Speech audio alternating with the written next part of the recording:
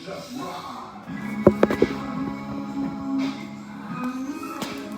y'all, today I'm gonna help y'all take off the AC compressor of a 2010 Silverado.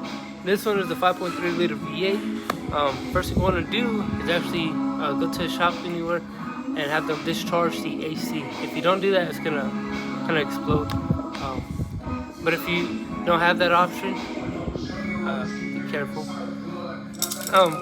But you know, you're gonna want to disconnect the battery. After you do that, disconnect the battery and jack up the truck or however you're gonna do it, and then you're gonna want to take off the skid plate. This is gonna consist of 4 15mm bolts. I'll show you everything where it goes in a minute. And then from there, you're gonna want to take off the passenger front wheel along with the wheel liner. Now you can take off the wheel liner about 75% of the front of it off. So that way, if this is the rotor and this is the front of the wheel liner over here, you can tuck it under the rotor and get to the AC compressor without having to take that wheel liner completely off.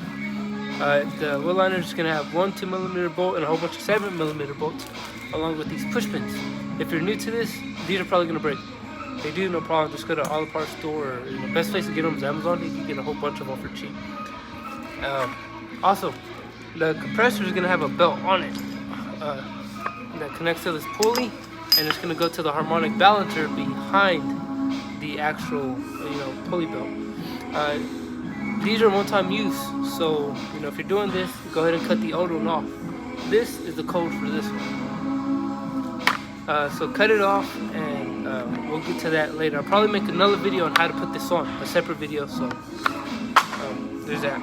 Anyways, whenever you get to this, it's gonna look just like, it's gonna go in there like this. The bolts are coming out. See? This bolt, the top left bolt, is gonna give you the most problems. If it does, the way I got the top left bolt off was just with this long extension and a wobble socket. It's gonna be 4 15mm sockets, okay, along with 2 4 15mm bolts, along with 2 13mm bolts for the wires. Now, whenever you take off the bracket, it's probably easier to take off the top ones and the bottom left one first. So that way, when you take off the bottom right one, it doesn't kind of just like plop.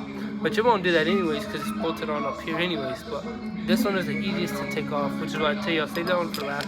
Do yourself a favor. And the hose itself is gonna have these gaskets. The hose is gonna have the gaskets. It's gonna be like, I'll show you what it looks like. It's gonna be like a little nipple type thing with these gaskets on it like that. Make sure y'all just get a little flathead or something and pry these gaskets off, because y'all's new AC compressor should come with a new gaskets. So there's that, and putting everything on is the same way. You want to do the 4 bolts, brackets for the AC compressor, the hose, 2 13mm hoses, and then you're going to do the wheel liner and the wheel, and then from there, you can get back under it. Like I said, I'll show you a video on how to put this belt back on. But anyways, so there's 1 bolt right there, folks. 2 bolts right there, which they're already out. 3 and 4. That's what you need to take off that skid plate thing. This is what I mean by you only need to take off the wheel liner 75%.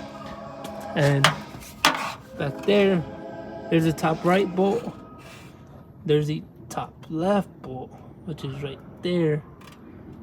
And then if you come up under here, there's going to be your bottom right bolt, which I'm telling you is the easiest. And while that all tangled up, there's the bottom left one. And that's where the line goes. You just cut that off with the razor or something. That's it. I'll probably make another video